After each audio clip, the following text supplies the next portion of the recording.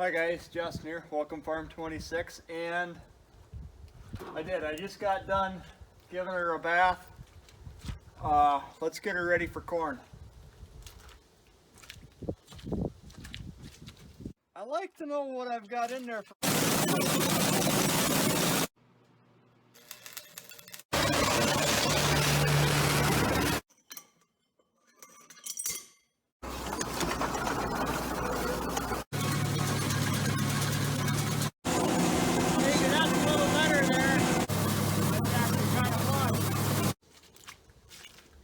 Alright, so if you notice there's a sprocket here, and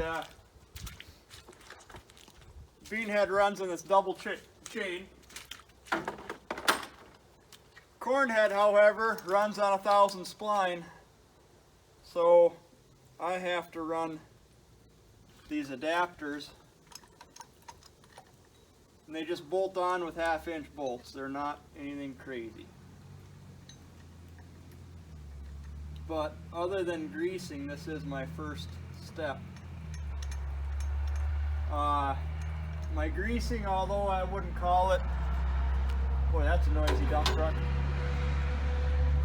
I wouldn't call it behind the times, but it's due. And we're gonna go a little further than, you know, just your normal 10-hour stuff. We'll pick up the corn head before we do that. But first we're going to throw these on because it's just a whole lot easier to put these on, pick the head up, and then go about our business.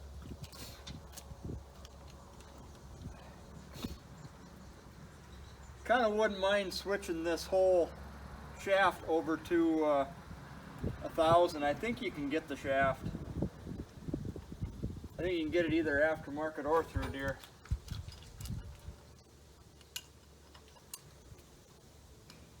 It's the only update that I would say hasn't been done to this as far as running her through a, is it 10? I don't know if it's 10 or 50 series. But I can run a Series 6 head.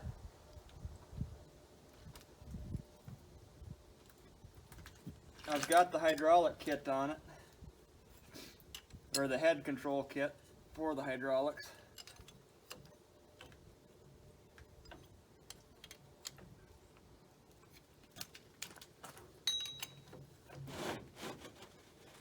There. Well, I'm going to have to nip them up by the shed, and if I just got to tighten them, that ain't bad. Well, I'll catch you when we pick the head up.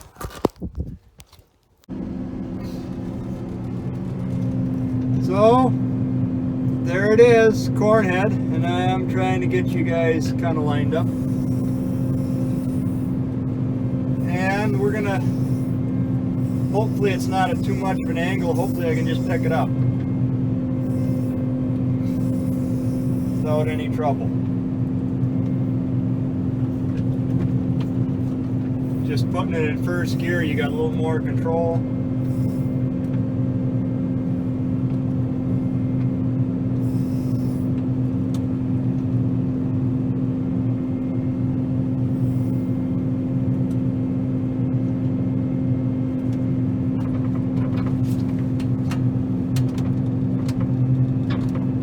No, I don't have my one hook in. I gotta reline.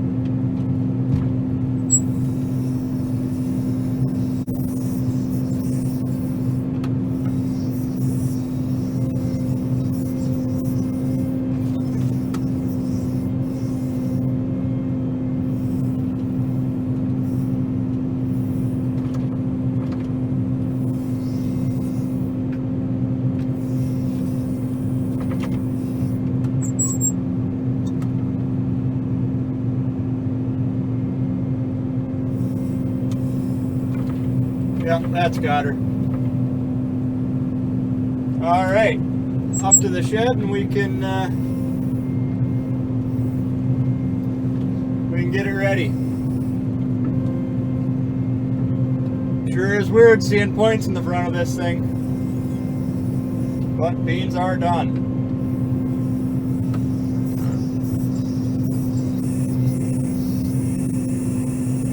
And nothing wrong with that gleaner, but this is just a lot nicer to operate. A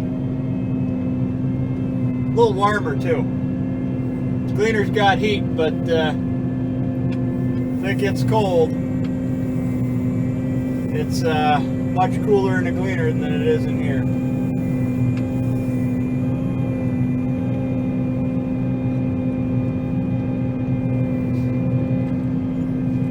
Going wide open in first gear, a whole 3 miles an hour. It's alright, we don't have far to go.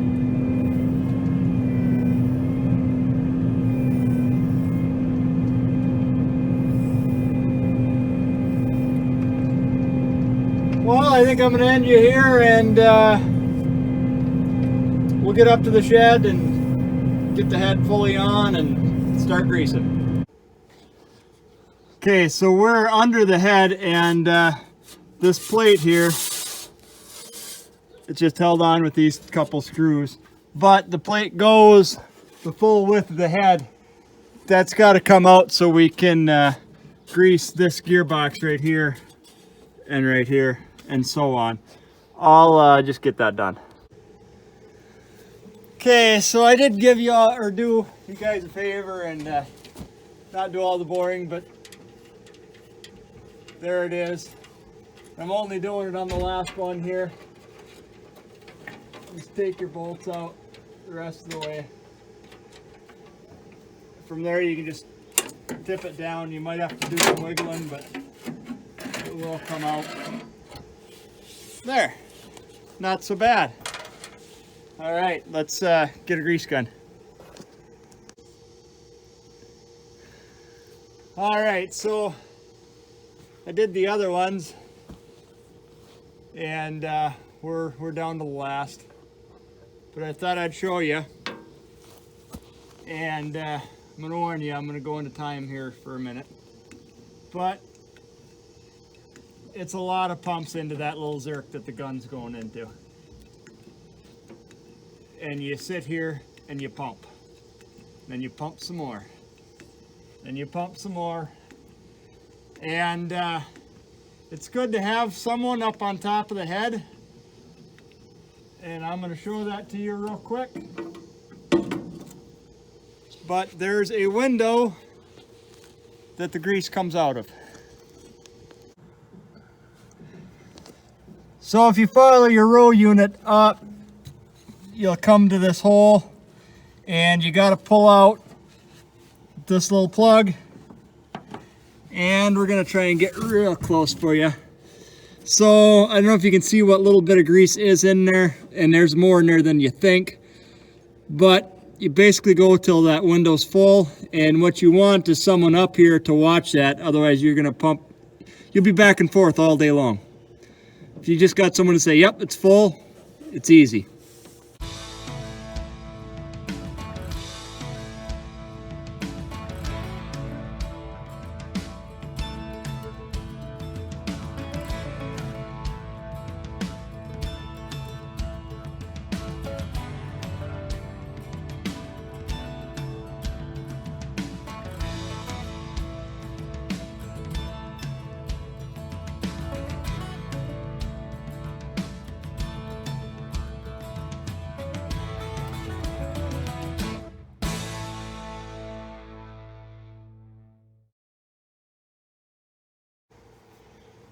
So I already did it, but you've got your cross to grease, and then you got to grease here, here, your cross. It's nice to have something wet there. Besides that, what we got left is a roller chain on each side and the auger chain, and I'll get them on my own. Here's another look at that plug. Half-inch ratchet gets them out, but we're getting close. So I've had the 602 idling for a little bit, but let's get her going. And if you saw, I had the strap on this there. Yeah, my brake doesn't work the greatest, PTO brake, but let's get her going. And the detent for the hydraulics here doesn't have, well, there is no detent, so why we got bungee for it? Alright, let me bungee him and I'll start you. No, I'm not in a hurry this morning, so there is no reason to go full tilt on this one. But we'll just fill her up. This does have that cantilever open to it. I don't know if that's a good thing or not. It's hard to shut a box down fast. You really got to take your time opening it up.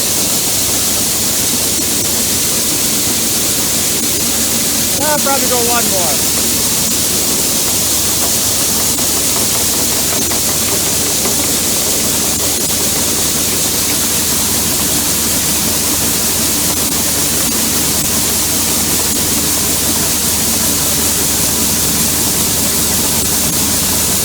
Alright, let's go see.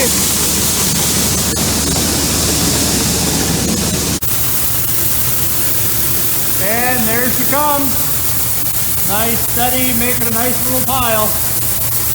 We do have the air on. I don't know if you can see the bead wings coming out the door here or not, but that's because we got the bin fan on. But yep, in the bin she goes. Wow, there's a sight for sore eyes. Something you sure as heck don't want to see on this place during harvest. The grain vac. I can fill truck with it. That's what I used to do. Thing is, it takes way more power than, it just isn't efficient. It takes a lot of power and it's not that fast. It is an 8-inch vac, but I'll show you. So this here is a rotary gate or air valve, or what it's called 100 different things by different manufacturers, but so there's vacuum on the top and there's pressure on the bottom and it just drops the grain in between. However, this one leaks bad enough where it's just not efficient. I plan on fixing it sometime. It's not high priority because everything I do, I can do more efficiently with augers. Augers take a little bit longer, but in the end, the augers will be almost as fast once I finally get all my bottom sumps, I'm going to call it plumbed. They need augers and power heads, and I think, or power source, which would be electric motor. I think what I'm going to do is just make augers that stay there and you just move the motor back and forth, because it is going to take a fairly large sized motor. I mean, we're probably talking 3 to 5 horse, so 220 volt, you know. All right, well, you get to watch me kind of get this thing ready in go fast mode.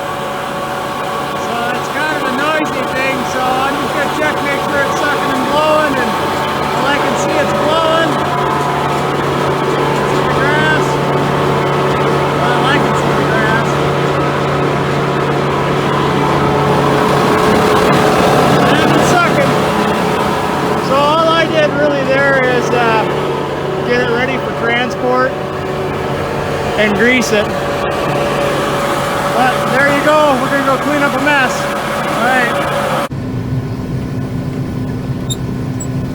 All right, we're rolling. So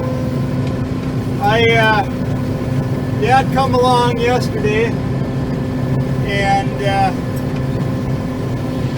Yeah, he helped me get that mess cleaned up, and we kind of just got it done more or less efficiently. Not necessarily in a hurry, but so I didn't get you any there. But it was just a gravity box. The door was left open, and all we did is we went and backed it up. So I mean, you didn't miss much. But here you go, into some corn. Definitely not the greatest corn we've ever had. And there's times where you don't get nothing out of it, and there's times where it's not too bad. But the reason why I kind of wanted to show you is the valleys here.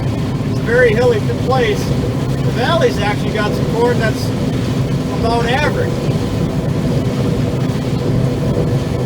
It's not going to be enough to bring the yield up to what it should be, but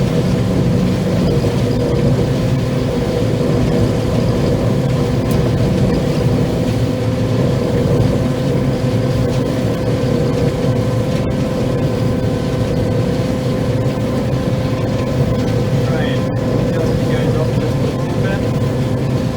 There. Hopefully you guys stay.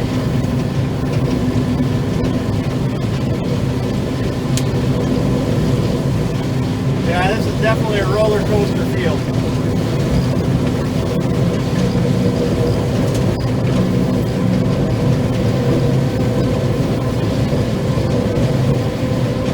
But it is the only field I've got that's in the 16s. And 16s are real comfortable if all you're doing is running an air fan. So we're going to take it.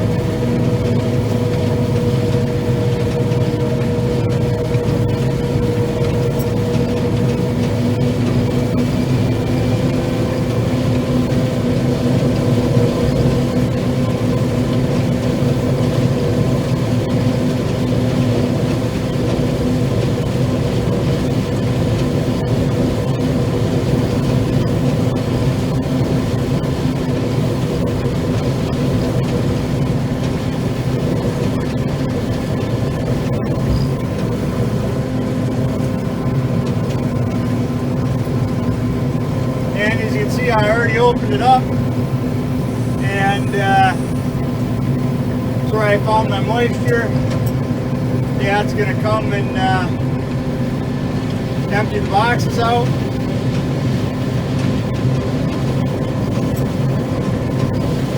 It's pretty nice when you can keep me moving forward.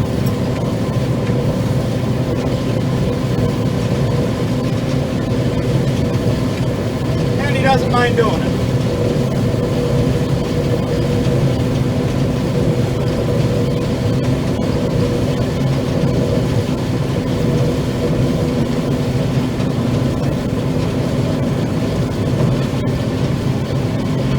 Now, if you are one of these guys that are watching this because you're kind of getting into farming, we'll let you know, if you really look careful, you're going to see some cobs that are just red. And what that is that's deer damage. And this is about as small of a field as you want to plant and get something out of. The deer will eat so much on a 5-acre field, it's not even funny. But you get 10, it's not that they leave them alone, but they don't, your average yield goes up. So, you know, if you're stuck with 5 acres, that's fine. If you are trying to divide a 15-acre field up, you're better off leaving it as one. Especially in corn, if you got a lot of deer.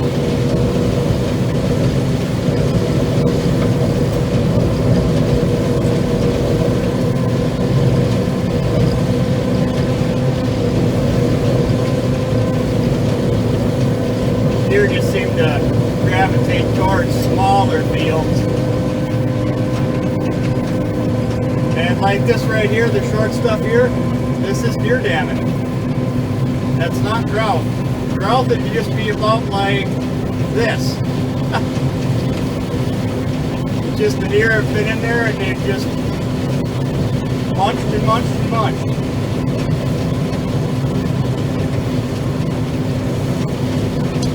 On the average year, that is my yield limiting factor on an average year is deer.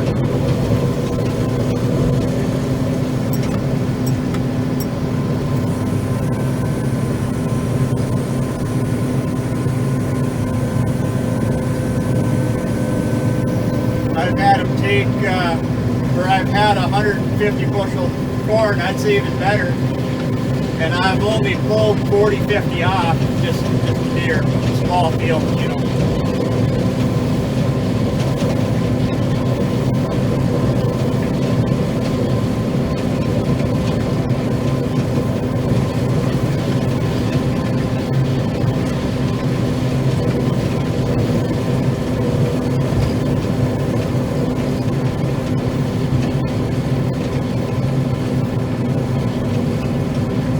At least we're getting something out of it.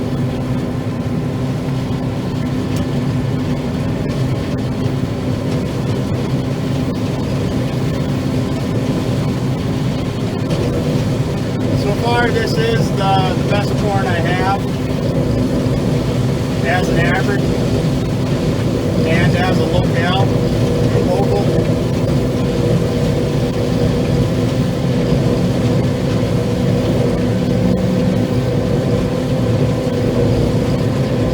Well, this isn't normally my worst field that I have, it's normally my most deer damage.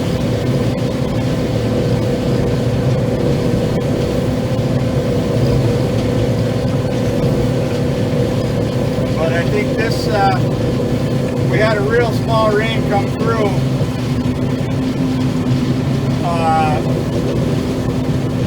And it was so spotty. But I think this got it. I think that's the reason why we have something here. Where everyone else was dry.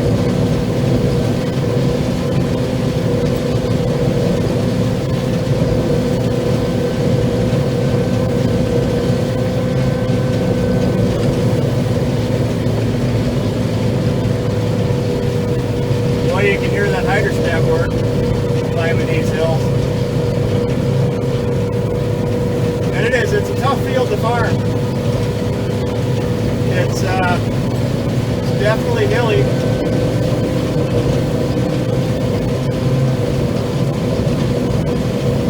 If you dug it every year, it would be real horrible for soil erosion. No-till kind of fits this field real well. I couldn't tell you how many years it's been no-till, but it's been more than 5. I want to say I've had this field 6, 7 years now.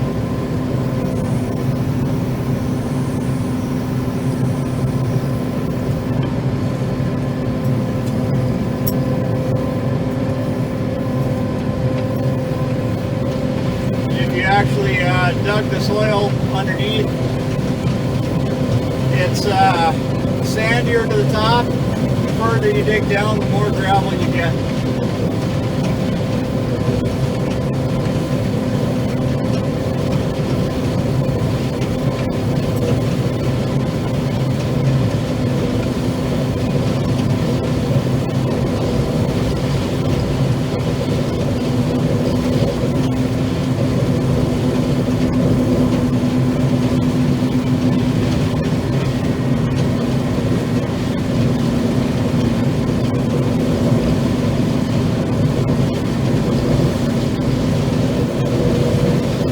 Taking this field about 4 miles an hour. It's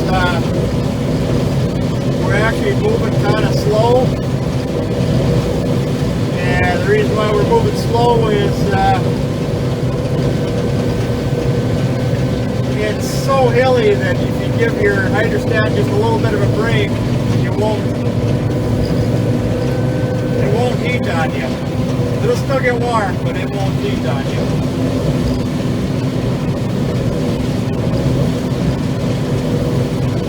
But as far as my level land farming that I do, everything you do here is a full gear slower, just on account of hill.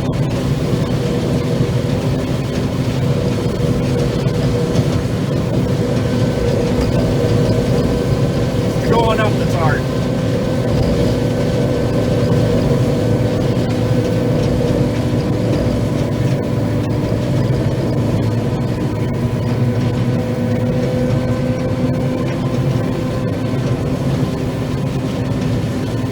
Well, I suppose Dad's here with lunch, so I'm gonna shut you off.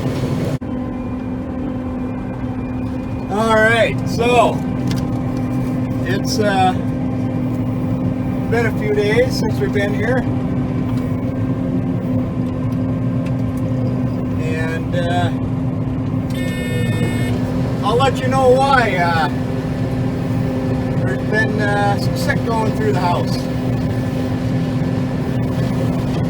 and it got me too.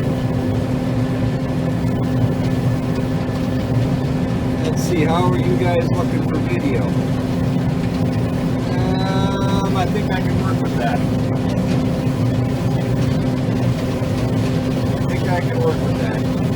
So I never got tested, but the wife did. And I'm pretty sure the big C went through the whole house. And I'm still not 100% over it, but I'm not going to town.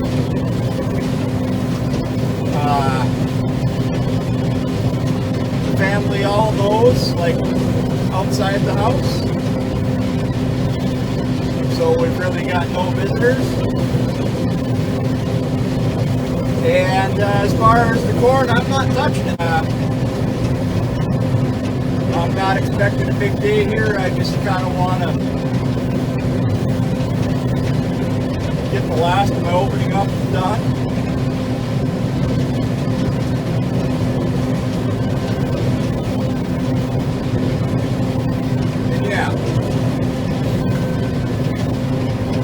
Matter of fact, I know it's not going to be a big day. I just don't have it. I don't have the energy to put a hard day.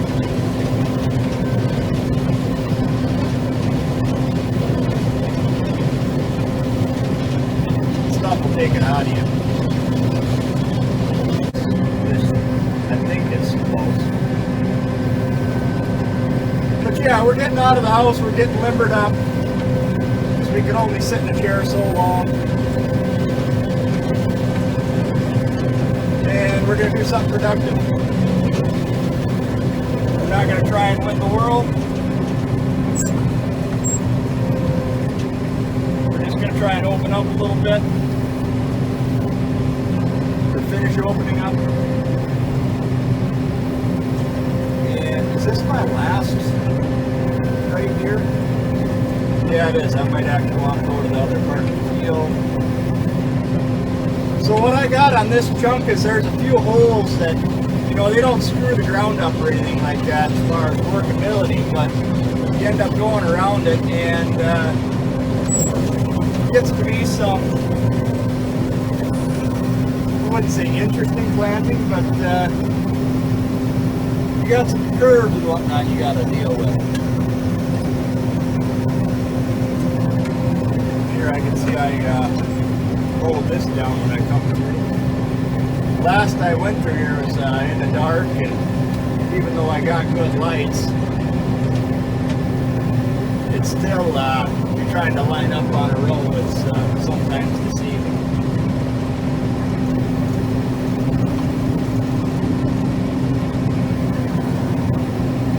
Okay, is this all open? No, it is not. That's why we're coming back.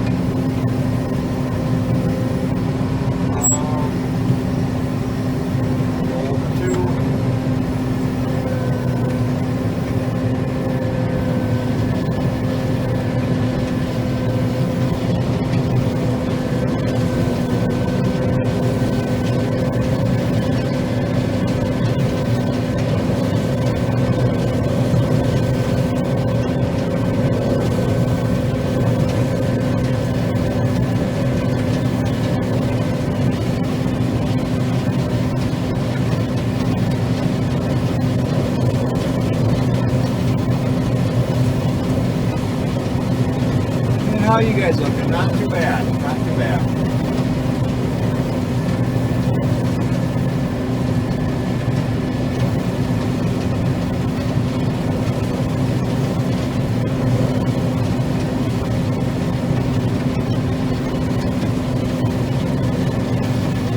Really hope the phone didn't auto level. Then you guys get a big picture. I'm sure there's got to be a way to set that. I don't know if I want to or not. But I'm trying to give you guys the big picture flipped. Sometimes it works, sometimes it doesn't. That's just me not being 100% up on technology. Oh, there you go, there you go. Let's see, did I get all this? I think I did. Yeah, I did. So the rest of the field to the west is done.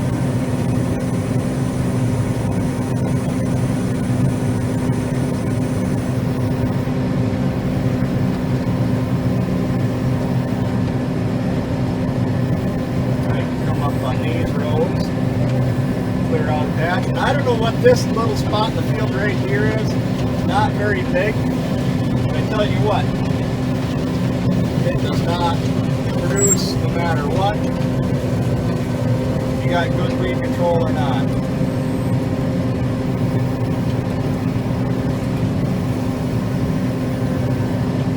And we'll take the next 6.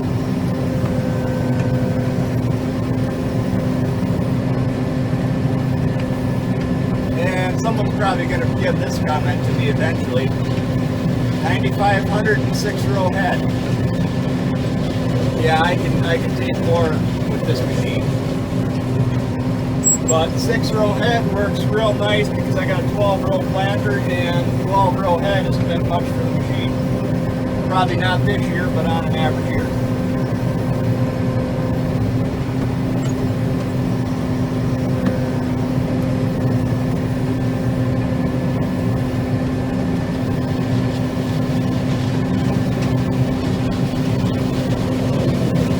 The nice thing is you can speed your head up, and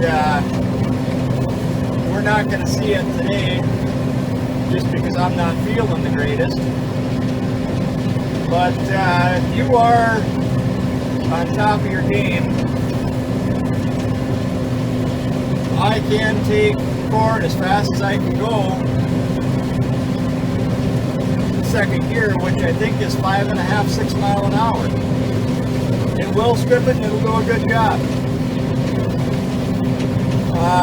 If I was irrigated ground, I don't know if I could go so quick, but without chopping the rows,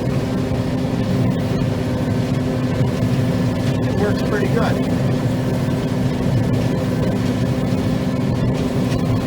I have thought about doing a chopping head, but man, I'm not sold on it. If I did more tillage work, I think I'd be real sold on it. But if you come back in the spring and stock chop, and that's what I mean, in the spring, it seems to me that you save more stock to increase your organic matter on top. If you stock chop in the fall, then there's nothing wrong if you do that. I would encourage you to bury it, because we're going to have 6 months of wind, and you got nothing to hold your stocks to the ground.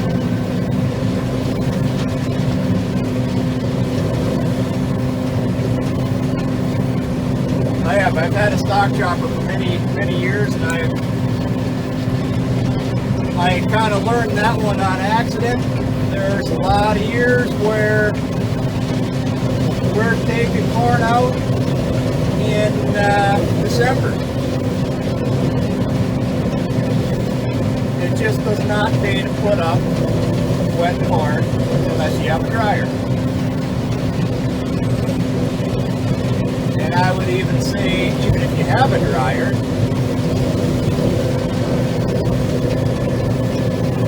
and this one can be very dependent on your own situation. But if you got a dryer, great, dry your corn. However, there's a lot of factors to take into account.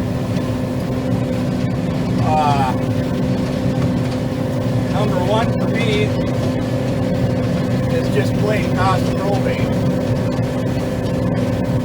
Because it costs money to dry. You got to take into account Deere, head loss. I mean, there's a lot of factors. Cost of combining in the total.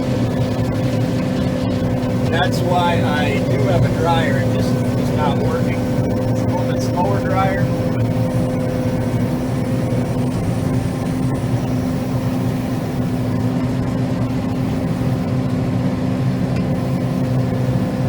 When it's all up and set up and good to go,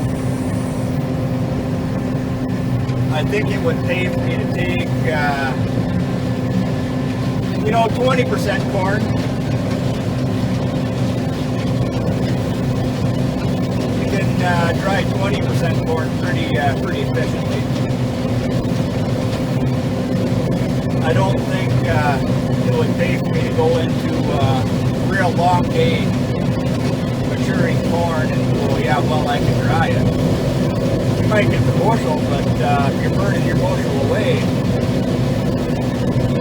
I mean, I don't know, I would have to have a dependable working dryer before I even tried. Anything better than 86-day corn.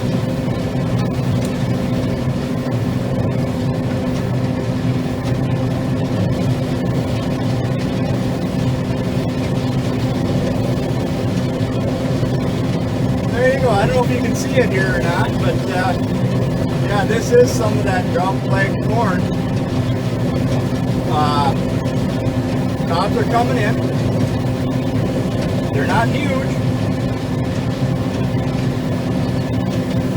They're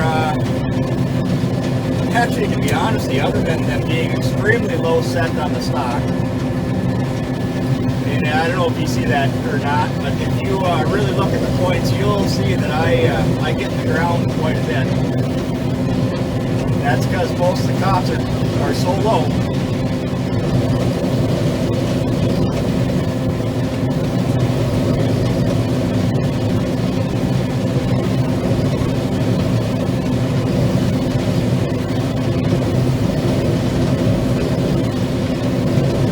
Yeah, corn's coming along.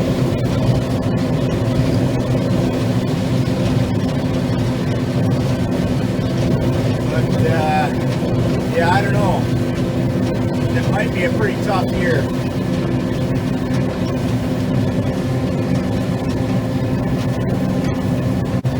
Well, this is definitely not a normal year. We wouldn't have made it this far without that buzzer going off.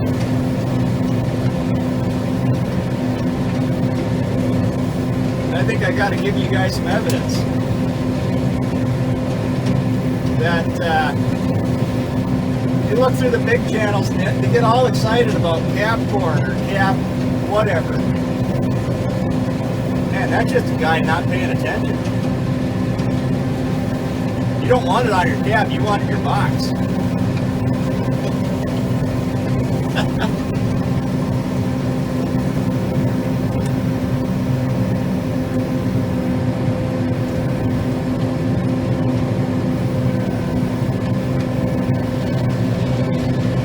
Trouble with putting it on top of your cap is it eventually works its way down. It eventually works its way into cracks and crevices that you can't get into. Not easily. I guarantee you they don't all get cleaned out. That that, my friends, is your invitation to mice.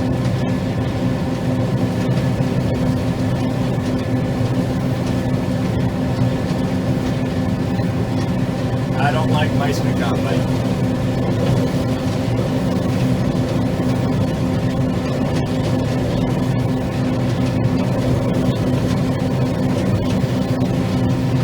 See, where are we at? 15 minutes. Yeah, I think I'm gonna call this one here. I don't know. We'll see. We'll see if Dad comes snakes and gravity boxes or not. If he doesn't, I'll probably give you guys some of the uploading or bidding.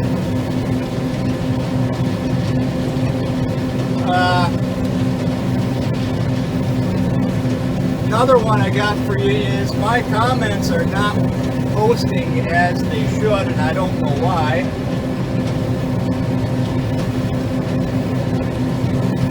And I've notified or sent the feedback and time again, and wherever that goes, there's no response to it or response back. So you know, it's kind of one of them, hey, you're on your own with this, but yeah. So if you've left a comment and I haven't replied, I apologize. I appreciate your views. I appreciate your feedback. But in this one, I am going to fish for some comments. I want to know if you guys like this whole set you in on the head and start chatting, or if you think it's a big turnoff.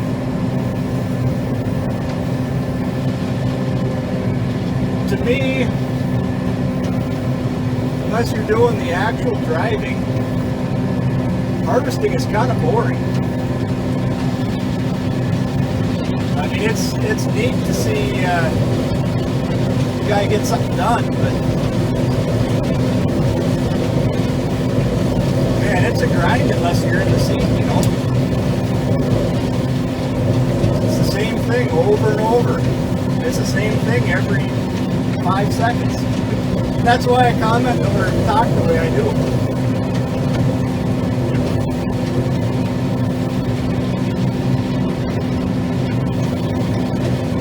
Well, I think I'm going to let you guys go there unless I got some more footage to put on this clip. Alright. Well, I just thought I'd show you guys this one here. We still use the little boxes yet. They just happen to be on this side of the field. Got our string of 3, and yeah, I don't know if you can see them or not, but there you go. I can fill all 3 in 2 dumps.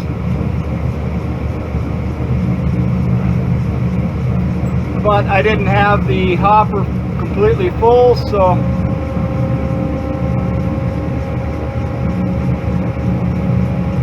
and I can heap them if I want. This first box here's got an 8-ton gear under it, so I don't know what you can actually put in there for bushel, but I think they're like 165, 170.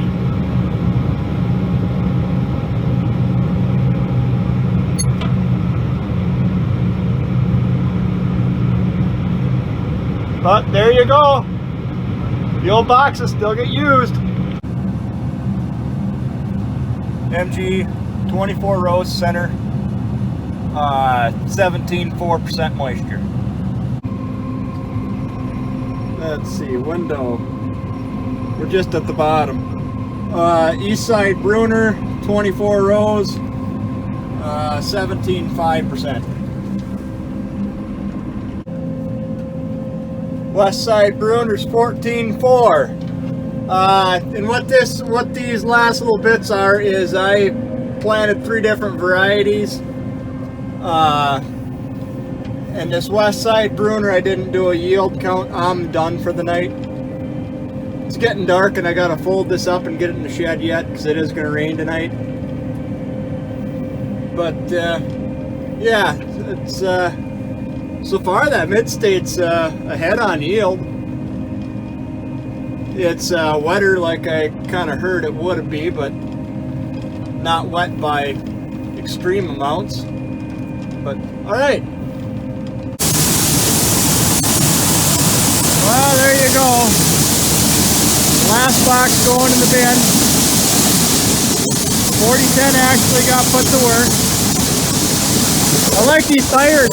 Tires in that weight package did it real well. It actually handled this box and the other big one just fine. I'm not going to get going down the road any too quick with it. There you go. Well, I think I'm going to end this video here. Thanks for watching. Hope you enjoyed, and we'll catch you next time.